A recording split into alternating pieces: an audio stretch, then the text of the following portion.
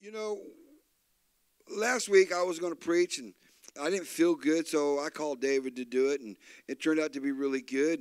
But I was reading last week on the promises of God, and and by the way, Brother David, thank you for stepping in for me. And God will always provide someone to step in when somebody else can't do it.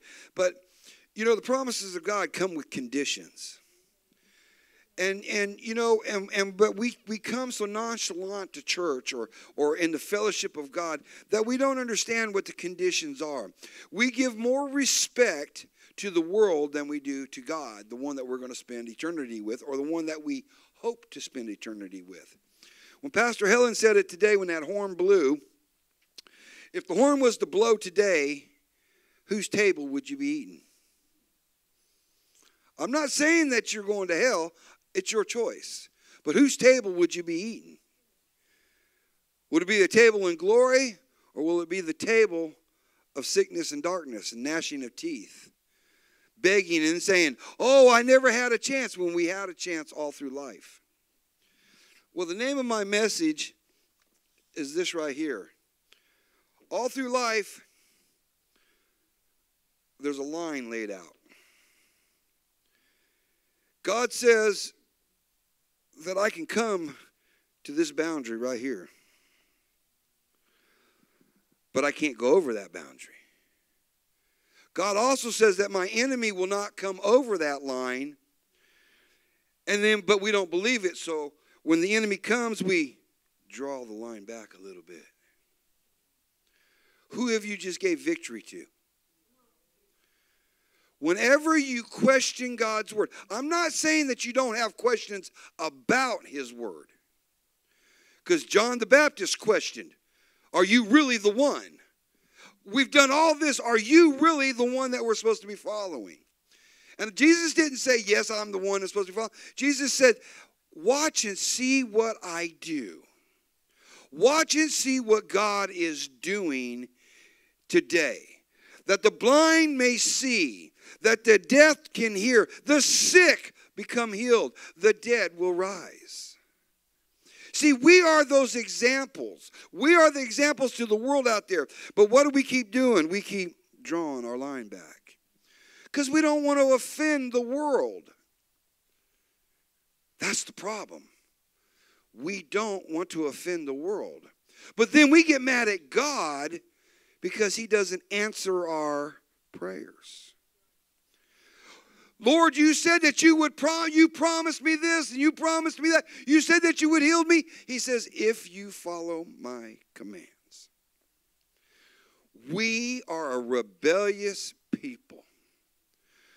We come into church and show more respect to a cell phone or a Snickers bar than we do at the altar of God. Now this is thing, I didn't know I was going to go with this till I started reading it. But see, as long as we keep drawing the line back, enemy starts gaining more territory. Satan does not own this world, but we've gave it to him. He came in because of my dad's our Adam. He came into this and got dominion over us. But when Jesus died on that cross, Jesus set the boundary way out here. He says, I've come to redeem them. I've paid the price, and you can't have them no more. He actually did it in the Old Testament. And I'm going to read that. And we're going to see where even in the trials and into the bondage that God was still watching over his people. Folks, we aren't even close to what they went through. We're not even close to really what the New Testament persecution is. We're so worried about offending somebody else that we're allowing them to go to hell so we don't have to have accountability to them. We want to be disciples. We want to be that godly person, but we're not willing to pay the price. And all it is a little bit of time. How much time do you have to waste? I read something, and in Revelations, the 20th chapter, it says that Jesus is going to come during the millennium. What do we call the youth today? They're the millenniums. Folks, we don't know the day and the time, but we'll know the seasons. But I'm so worried about offending TJ that I'm willing to let him go to hell. Instead of saying, brother, if you don't line up with the word, you're going to hell. So really, his blood is on my hands. Oh, I go to church every Sunday, and I go to church every Friday, and I go do this, and I go. But are you going to the Word? Jesus said, I am the Word. Jesus said that I am the Alpha and the Omega. I'm the beginning and the end. That means he knows my destination. I believe God knew that when he created Adam, he was going to screw up. Because it says that I will do redemption. When he told the serpent, he says, I'm going to have my seed bruise your head with his heel. Who was that? Jesus. So don't tell me God ain't in control. So I'm going to ask you, it's a long ways up there, to go to Daniel with me. And there's certain things that you got to do so God can use you. And I want to read chapter 1 first. And I'm going to read to about, I'll read till I stop. There you go. That's good. And it said, in the 3rd year of the reign of Jehoiakim, king of Judah, Nebuchadnezzar, king of Babylon, came to Jerusalem and besieged it. That means he caught it. He captured it. And he goes, and the Lord gave Jehoiakim, king of Judah, into the hands with some of the articles of the house of God, which he carried into the land of Shinar, to the house of his gods, the wicked gods. And he brought the articles into the treasures, and he brought the articles into the treasure house of his God. That's not our God. That's their God, worldly gods. In verse 3, it says, then the king instructed Asphaz, the master of the eunuchs, to bring some of the children of Israel and some of the king's descendants and some of the nobles, young men in whom, I want you to read this and listen to this, young men in whom there was no blemishes, good looking, gifted in all the wisdom, possessing knowledge, and quick to understand, who had the ability to serve in the king's palace, and whom they might teach their language, their literature of the Chaldeans. Us old folks, we're set in our ways. But these youngins, these young kids, the world is trying to change the way they think. They don't want the ugly ones. They want the good-looking ones, the intelligent ones. The king came there and he says, look, I need you to go there. They've already captured them. There's no more swords being thrown. There's no more battle rams going. He goes, I've already besieged them. We've already captured them. Now go back and get the young ones. Where is the enemy working on? Go back and get our little kids. Go back and get the little 5- and 6-year-olds so they start playing these games that they don't have to look what's going on. Let's get onto the TV set and start with the cartoons that we desensitize them, that they don't even see what anger is outside. As our high school agents or ages, let's desensitize them that they don't understand what sex is or what hatred is. King Nebuchadnezzar never raised a hand to him. He said, go get the young, beautiful ones that were well taught, intelligent ones from the royal family. Are you saved by God in here? That means that you're a part of the royal family. Satan's not going to attack the ones who aren't saved out there. He's going to come after the ones who are leading and trying to be part of God's kingdom. And as parents, because we don't want to upset them and have them throw a tantrum where we have to take away their iPhone or take away their TV or take the keys out of their pocket, or we don't want to see little Billy throw on the floor and kick a tantrum because it's embarrassing.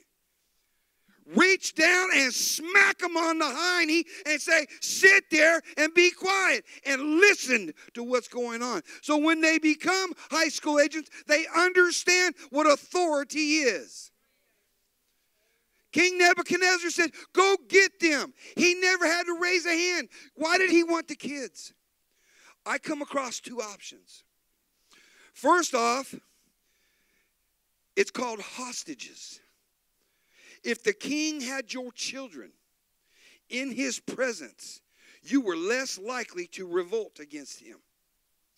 If Satan has your children and you don't know how to deal with them, you're less likely to come against him.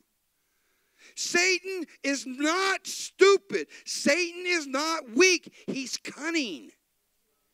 It says it in Genesis. He's the most cunning beast in the field. He is the most cunning one in the church. Oh, I'm not going to come here, Pastor Yogi, no more, because he talks about too much stuff, and that just offends me. Guess what? Get over it. I don't mean to make you mad, but if I give you false teaching, or if I tell you lies, or if I just want your butt sitting in the seat, you know what? Your blood is on me. When I was reading in Daniel, when he said, I saw King Nebuchadnezzar was saying, he's taking my children hostage. But then it comes around this. He says, if I can teach them my ways, when they grow up, they're thinking the way I think. We're doing that now. Who knows Dr. Spock? Anybody remember Dr. Spock? We ain't talking about Star Trek. Dr. Spock said, do not whip your kids. Dr. Spock says, allow your children to make decisions on their own. Now, I just looked this up, and I looked it up a while back. Do you know Dr. Spock had 2 kids? After years, he wrote all these books about raising kids. He never had a kid. But guess what? When he got older, he had kids. One committed suicide, and the other one's in prison. Tell me what kind of example Dr. Spock was. He never spanked his kids. He allowed them to make their own decisions. My Bible says, spare the rod, spoil the child. You know what it even also says? If you were a constant problem, they drug you to the gate of the city and the neighbors beat you to death. That's what it says in Deuteronomy. I ain't making this up. So King Nebuchadnezzar had the right idea. He says, look, get them, bring them here, 500 miles away from their parents, get them away from them, and guess what? I want them to do as we do. I want them to dress provocatively. I want them to think about they had to be the most beautiful one in the room. They had to become vain. They didn't have to listen to what mom and daddy said no more. We want you to listen to what we want you to listen to. God said, train your children up that they may walk in the rightness of God. King Nebuchadnezzar said, let's pull back the line a little bit. That's what he says right there. He goes, I want to train them in the way I do it. You know why? Because he says if I train them at a young age, when they get older, they'll forget what they used to do. When I was a kid growing up, some of you people, this is ancient. Some of you, I'm younger than you are, so you can relate to this. my neighbors would catch me doing something wrong. They would snatch me up and whoop me right there. And then they'd drag me back to my mom and daddy. And you know what? They whoop me again. Nowadays, if you're a parent and you snatch your kid up, you're in court next week. Have we changed the way it's supposed to be done? I do not believe Pastor Yogi came and called me from the front of the church to take me back to my children because they were showing their tails back there. How dare he do that? Folks, it happens. Pastor Helen, we're leaving the church. Pastor Helen, why are you leaving? Because Pastor Yogi called my son or my daughter out. Guess what, folks? It's going to happen. It's going to happen again. There's some adults in here that got upset with me because you know what I'll say? Put that away. Because it ain't just the kids doing it. As adults, we're teaching our kids what to do.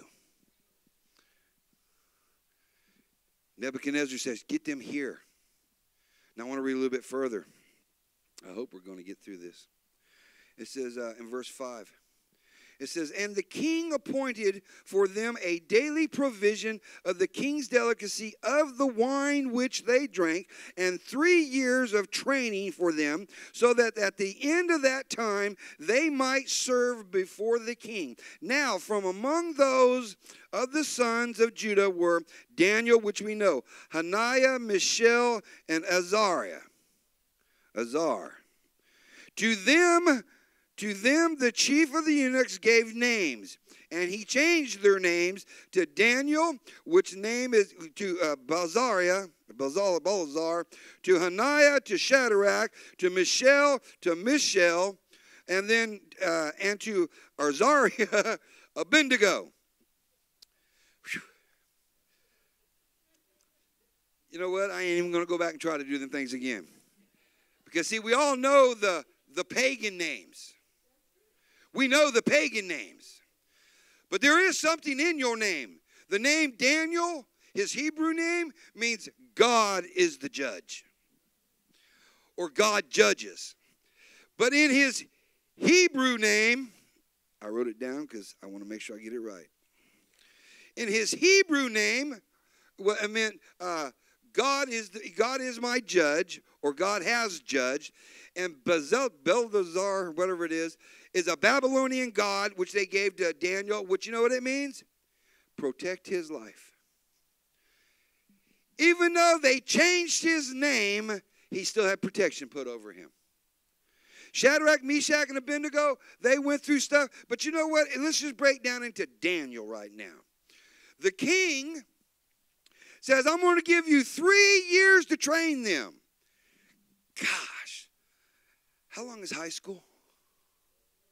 Right, but it's similar.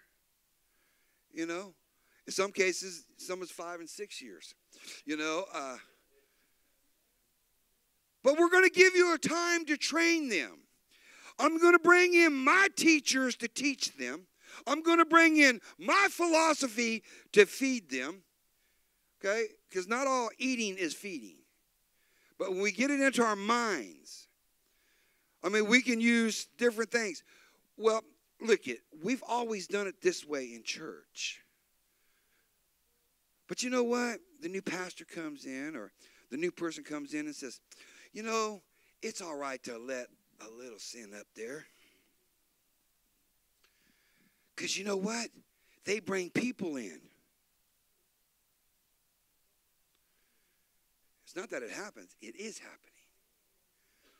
But then you get one of the crazy ladies in church and says, no, we're taking back what the enemy has stole.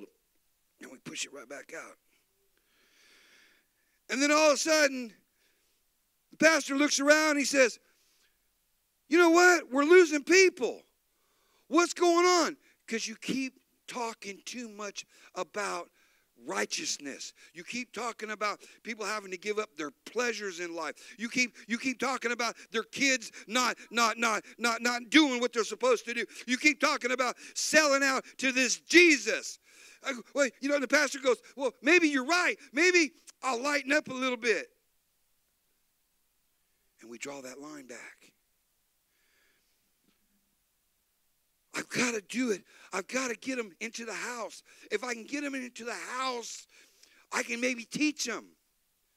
No. He says, give them the word and it will draw them. Give them truth and it will draw them. True fact. I was at a boy's house. What day did I go there? Friday? Friday. He's Catholic. And he says, Yogi, I got baptized when I was 8 years old. And he goes, I know that the priest isn't the power, but, you know, I was always taught that you got to go through the priest. And then, you know, being Yogi, I said, well, Bill, I understand. I took more than a bath when I was 9 years old. I've took baths all my life. Because basically, when they sprinkled that water on your forehead and you didn't have an understanding what God is, that's just a ritual that you did. And that priest that you're saying, well, that's true. You are supposed to go to the priest. But it's the priest of priests, the King of kings, and the Lord of lords. It's not going through a man who sits in a booth and tells you 7 Hail Marys and 13 whatevers, you know, and dip yourself. And it has nothing to do with it. Repentance means that you're walking this way and you change and you go back that way. See, we're afraid to make changes. Jesus made it simple. Go tell them what I did for you. He's got me off of drugs. He's got me out of alcoholism. He's taken my anger away. Though I'm still working on that because sometimes I want to choke some of you. And it's true. I love you. She wants to choke me. Last night, Aunt Ann wanted to pull me on the carpet.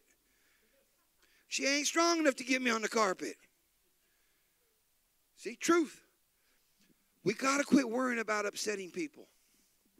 Jesus upset a lot of people, but he didn't do it in anger.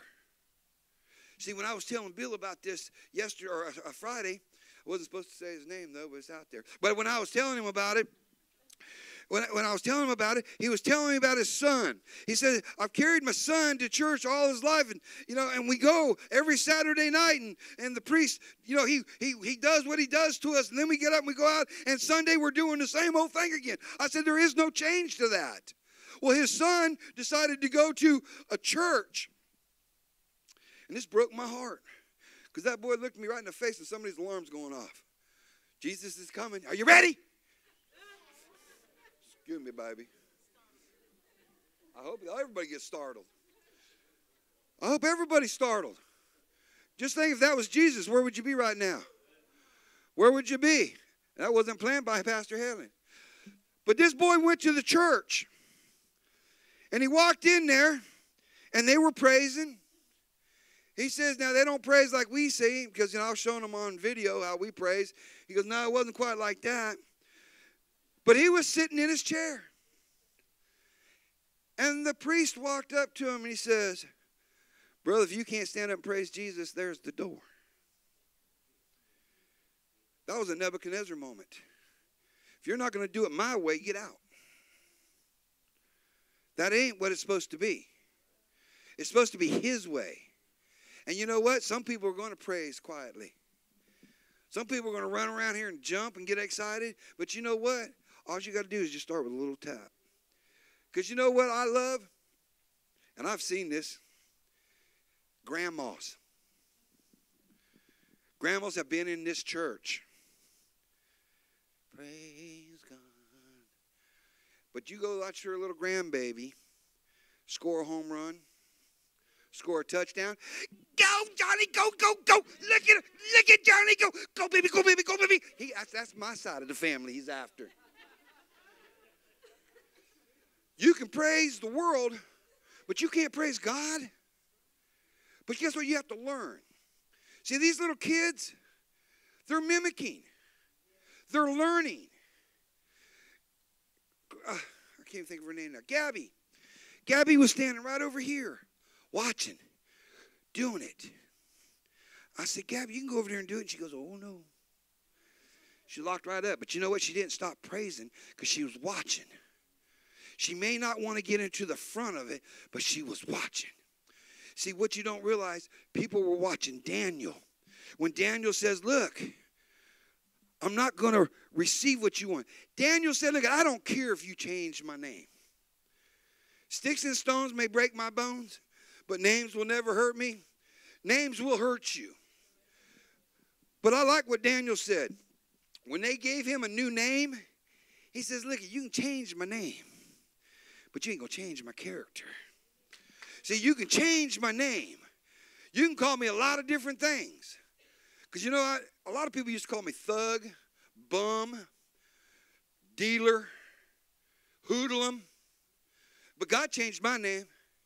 He said freed, redeemed, light of the dark. See, that's okay. But guess what? The world will remember my old name. But, you know, he gave me a new name. And I shouldn't have jumped like that. I want to read a little bit more in Daniel here. Let's go here to verse 8. See, this is where we got to get to. Daniel's remembering where he was. In verse 8 it says, but Daniel purposed in his heart that he would not defile himself with the portion of the king's delicacies, nor with wine which he drank. Therefore he requested of the chief of the eunuchs that he might not defile himself. That's pretty cool. That one little bit right there speaks volumes. As David's over there grinning and thinking he's got a sermon coming out of that, or he's already taught it or whatever, but he's bringing remembrance of back what it was. Daniel's saying there, he goes, look, I understand this is good for you, but I wish not to defile my body. I want to say this to young people, even some of us old ones. Quit getting caught up in peer pressure. You don't have to have the fanciest car. You don't have to have the biggest house. You don't have to drink the wine or the beer that they've got. You don't have to smoke or take the drugs that they got. If you'll allow to remember what God has done for you, I guarantee you, you'll get higher and you'll be more satisfied because this God spot will be healed. See, every one of us have a desire to be better off. My desire is that my kids live better than I did. My desire is that you have more knowledge about the Word than I do. But I'm not going to compromise my walk to make you happy. Daniel right here saying, he goes, look it, I don't wish to defile myself, because King Nebuchadnezzar had this in his mind. If they'll eat my food and drink my source or my wine, they'll start changing their ways. If you only owned this car, if you only had this pair of shoes, you'd just be walking on clouds all day long. No, you don't. Your feet still hurt. If you only had that three-piece suit, everybody would just be flocking to you. No, you won't, because it doesn't take long for them to figure out who you are. But the world will give you temporal pleasure. See, when he was saying, eat of my food, drink of my wine, you know, does that not sound familiar? Eat of my bread and drink of my wine. See, Satan is on the job on this whole thing. When Jesus said, eat of me, for you'll hunger no more, the king's saying, look, let us do it our way. Even back in the Hebrew, in the old time, he said, certain foods we cannot eat. But the king was bringing it on their table. Be careful where you pull your chair up to. It may look like a buffet, but it may be laced with arsenic. You know what's cool about arsenic? 97% of it won't hurt you. That's true. 97% of arsenic will not hurt you. 1% of it will make you sick, but 2% of it will kill you. 97% of the word will make you weak. 100% of it will strengthen you. Verse 9. It says this. Now God had brought Daniel into the God had brought Daniel into favor and goodwill of the chief of the eunuchs, and the chief eunuch said to Daniel, I fear my lord the king, who has appointed your food and drink, for why should he see your faces looking worse than the young men who are of your age. Then you would endanger my head before the king. I like what goes on there. The guy he says, look, if I don't do what I'm supposed to do, the world's going to, they're going to fire me. He's going to take my head off. He says, look, I've got you for 3 years. I'm going to train you. I'm going to break you down. We'll just go back to the army. When you go into the army, you go in there kind of laid back, lackadaisical. And you know, the first 2 days you're in this thing called reception station. Oh, these guys are just as nice as can be. If you're in the military, you can relate to this. They're calling, hey, man, are you hungry? There's the mess hall. We're going to go get you a haircut. We're going to get you some new duds. You're like, hey, cool, man, 3 hots and a cot. And then you fill out some paperwork, and then comes the day. Tomorrow, you are going in company. And you wake up at 4:30 and it's dark and you're scratching, and then all of a sudden you hear the most ungodly sound. And a lot of times he's usually within 1 inch of your nose, and they got bad breath and they spitting all over you. And he says, today your blankety blank blank blank blank blank blank blank blank blank blank blank is mine, and now I'm your blankety blank blank blank mama, daddy, or blank blank blank God. And you know what? He just barrages you. Just knocks the pure snot out of you. And you're standing there and he goes, what are you looking at? I go, you. He goes, why are you looking at me? Okay? Why are you looking up? You don't know what to do. This man is all over you. He's spitting, and I'm going, please, what? You got bad breath. Boy, you better get your head full. You're going, please don't do it. You know what? When God got a hold of me, he didn't do that. But that old ugly drill sergeant Pavia, he was in my face. And that's a name I'll never forget. Drill Sergeant Pavia was my senior drill sergeant in Charlie Company in the 2nd of the 732nd in Fort Leonard Wood, Missouri. Then I got through him. I'm thinking, cool, I finally made through it. That man spit. Listen, I hope his wife liked him, because his breath was the nastiest thing in the world. And he'd always get nose to nose, kind of like Elijah did, nose to nose, but it wasn't hand to hand, because I was scared to do it. And don't let your eyes roam, and surely don't move your head. What are you doing? You saying I got bad breath? Well, drill sergeant, actually, yes. But, oh, my God. I turned rocks over to keep them from getting moon burnt. You know, they harass you.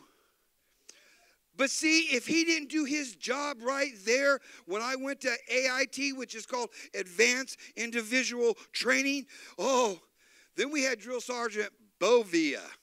I'm thinking, are these guys brothers or what? No. Drill Sergeant Pavia was this little Puerto Rican guy, stood about this tall, and don't look over his head. And you're like, oh, my God. You know, when he said get eye to eye, you had to squat. What are you bending your legs? You couldn't win. Drill Sergeant Bovia was a black man. He had the biggest lips I've ever seen in my life. And he was always going, you know, and being me, I'm like, what are you laughing at? Nothing. But he would tell me, he would tell every one of us, do not go to sleep in his class. Do not go to sleep in one of my classes. Do not go to sleep in one of my formations.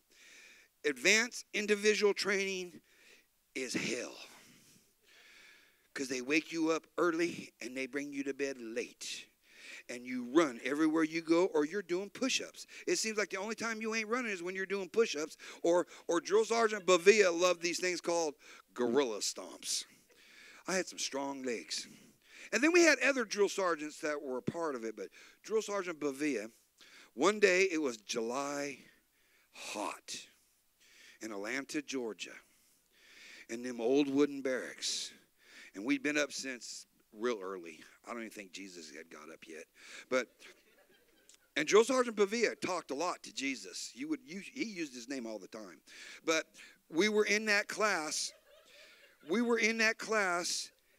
And I got sleepy. And my body said, stand up, Yogi, stand up. Stand up, Yogi. And when I woke up, that man kissed me right on the mouth. And he said, honey, wake up. He was not afraid to let me know he was my mama all day long. Because he called me sugar bump. But you know what? I don't go to sleep in church. A wet willy would have been awesome. But when you got a bunch of 18 to 20-year-old young men and a man kisses you, and I'm not talking about a little peck. I'm talking about he kissed me. One of those intimate moments when you wake up and all you see is this big black head and that big old nose, and he called me honey. I was in hell.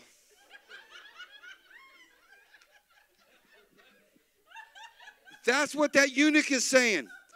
He says, you're going to do it my way because I ain't going to the hell that you're going to. When I read that, I thought of Drill Sergeant Bovia. I remember Drill Sergeant Pavia, but Drill Sergeant Bovia has got this impression. I couldn't tell you if he's got 10 fingers or 10 toes, but I can tell you he's got 2 eyeballs and a nose about that wide and lips that stuck out that far. But one thing about him, his breath didn't stink. I'm telling you. The enemy came and he had that sweet fragrance. But that day, I am going back to Daniel right now. But that day, there was a line drawn. And when Yogi gets sleepy, he'd stand on that line. Because you know what? If I went to sleep again and drove that line back, what else would he have done to me? Because when I went to jump school, when I went to SF training, I get sleepy, you know what I do? I just stand up. I became a good wall sucker. Lean against the wall. Don't lock your legs. Get some little flex in them. Because if you lock your legs, you pass out. Daniel went to the eunuch and he said, look, I understand what you want to give me. I couldn't say that to my drill sergeants. Oh, look, you don't understand. I don't want to eat 3 hots, and I don't want to eat your grits. I don't like your cold pancakes. I want to eat what my God has given me, which is vegetables and water.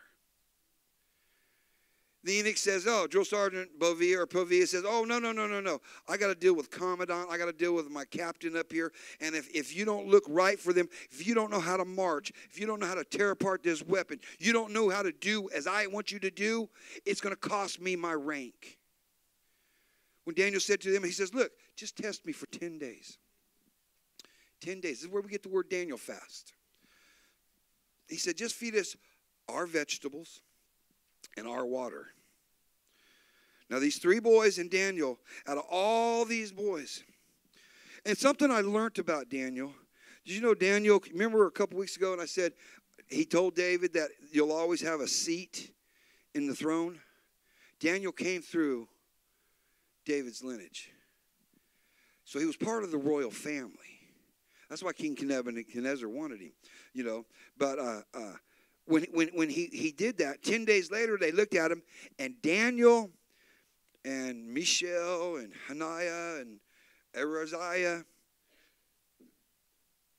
they looked better than the ones that were eating all the food. Short story here. If you'll do what God wants you to do, for a short time, you may not seem good. But in the long run, you'll look better, you'll act better, and you'll be even smarter. That's what it says right here. Because verse 11, it says this. So Daniel said to the stewards, whom the chief of the eunuchs and said over Daniel, Hananiah, Mishael, and Azariah, please test your servants for 10 days and let them give us vegetables and eat and water.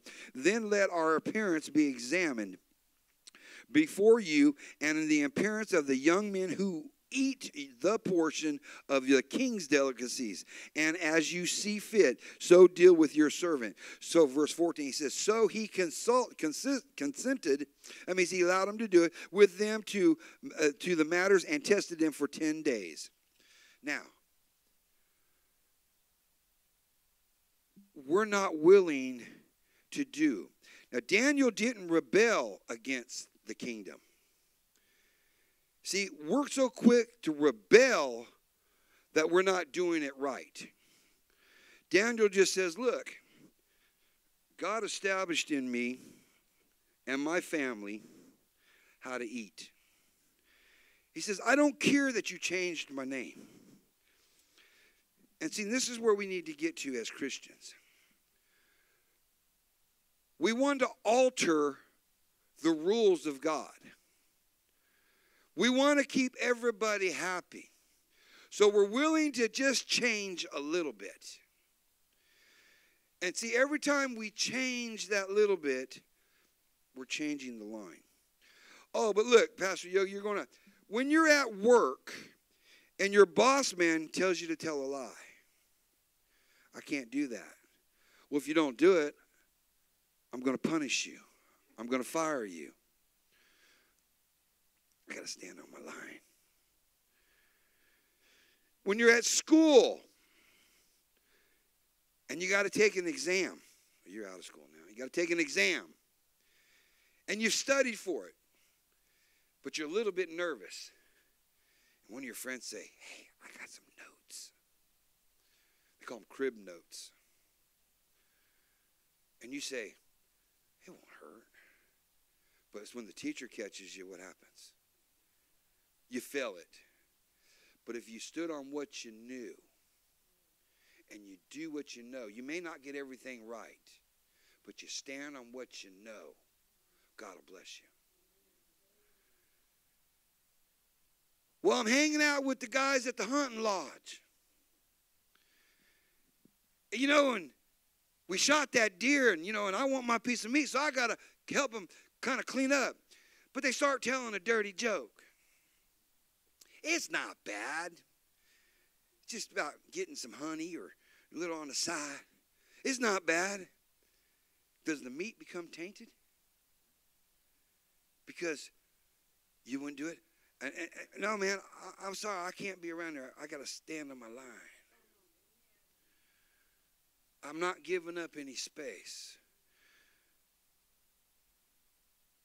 But you go to a family dinner, it's Thanksgiving, man, and you haven't seen your sisters or your brother. They live a long ways away, but they come in there and they want to do some drinking. Well, man, we don't drink like that. Well, I guess we'll have to go on down. Wait a minute. We don't want you to leave. We want to spend some time with you.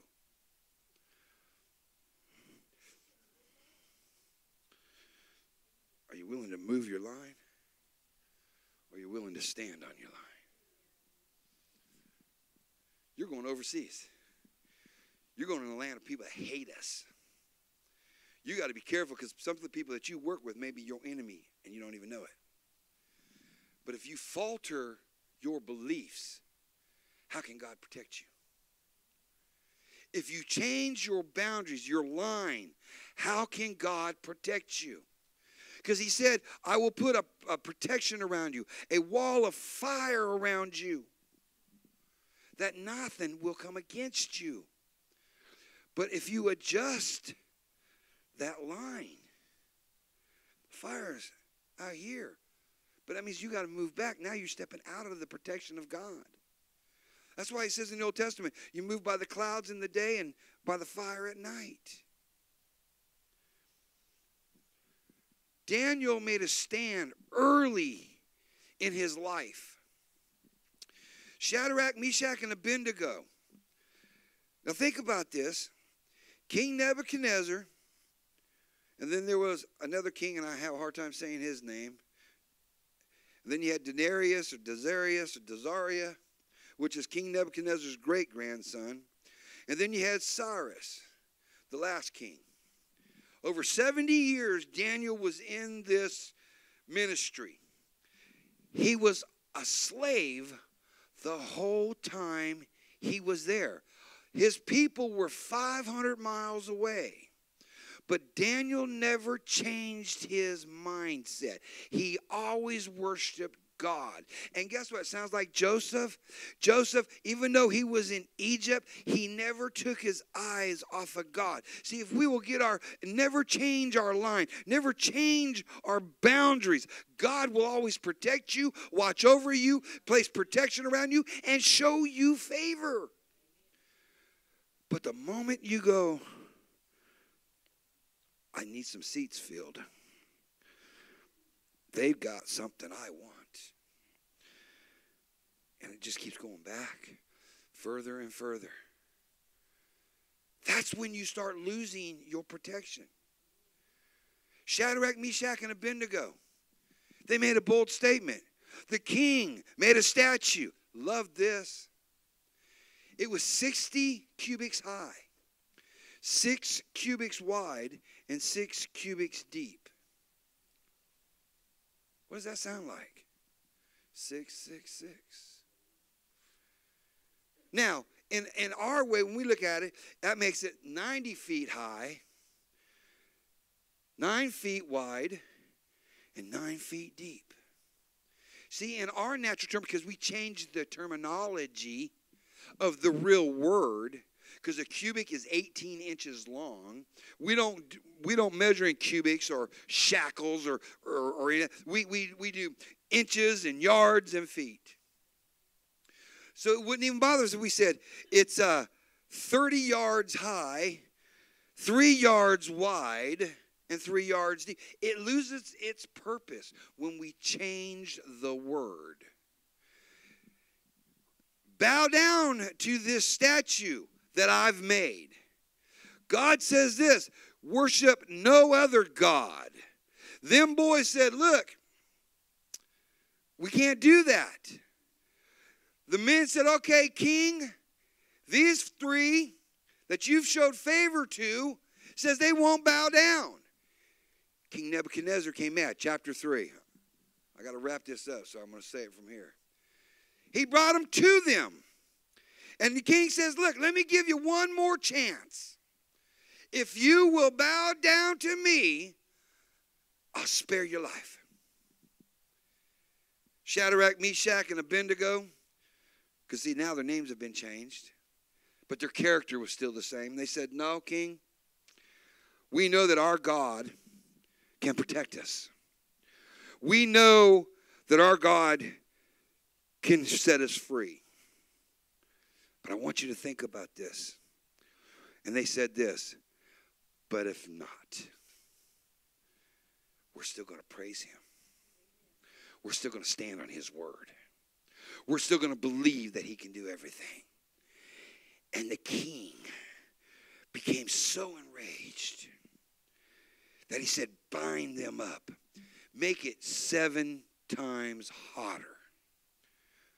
Not just hotter, 7 times hotter. That when his guards opened it up, it vaporized them. But remember the statement. We don't know which boy said it. We don't know all 3 boys said it. But they said, but if not,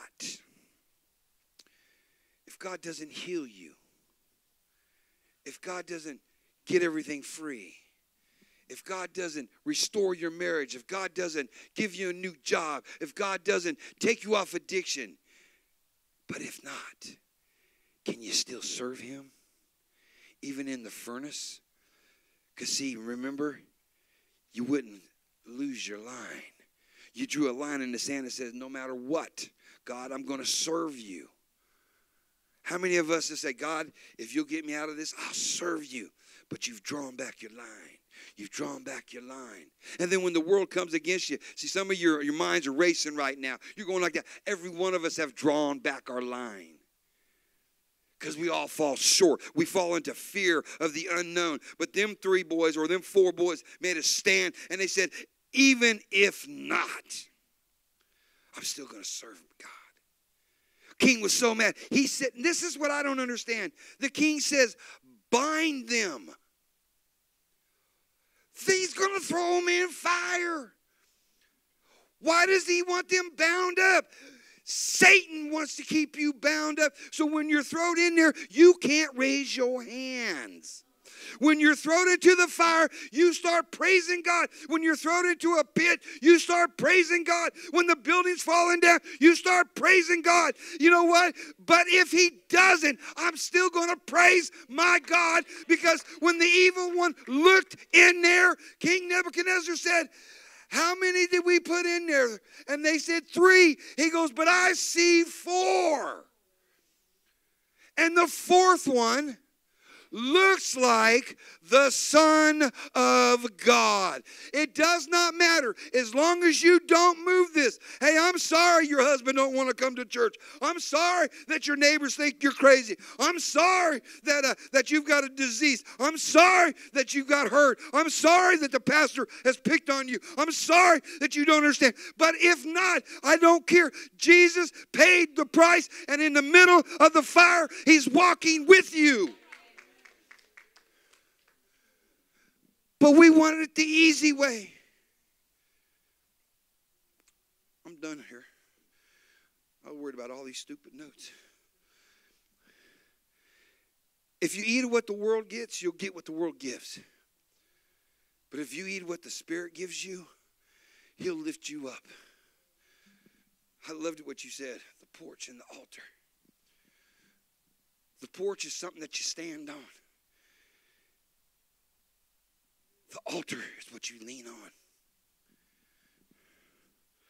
So I'm going to stand on the porch of God. I drew my line. And I'm not going to let the enemy cross it. But I'm not going to withdraw my line either. Because, see, if you draw me back, and all I have is an altar, I still got something. You understand that? See, the altar is where God is. But you know what? We want to alter the word. Our strength comes from God. Them 4 boys, you don't hear a whole lot about them after the fiery pit, but all through it, Daniel, and I want to do a teaching on Daniel, and I only got through chapter 1, so we got at least 12 weeks of this. But understand, because of what Daniel did in the beginning, it set him up for what happened in the end. Because of what Satan did in the beginning sets him up for what happens to him in the end. I learned this week, and I know it's not biblical. It's SOY, but it means a lot to me.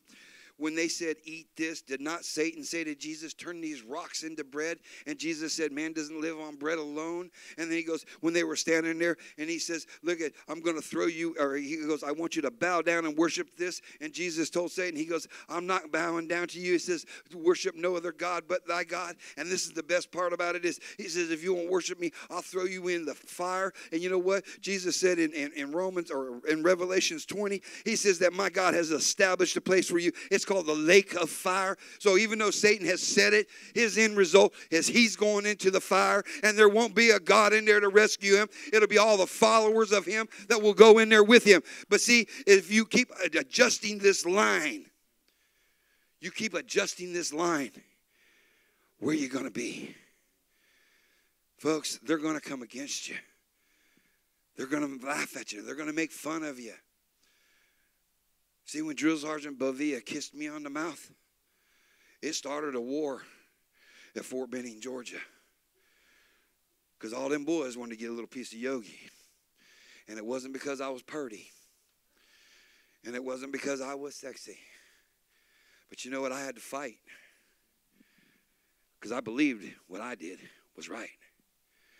Because I pushed that man away from me. That's the only time I ever put my hands on a drill sergeant. When the enemy comes and tries to offer you food, the delicacies of this world, tell them no.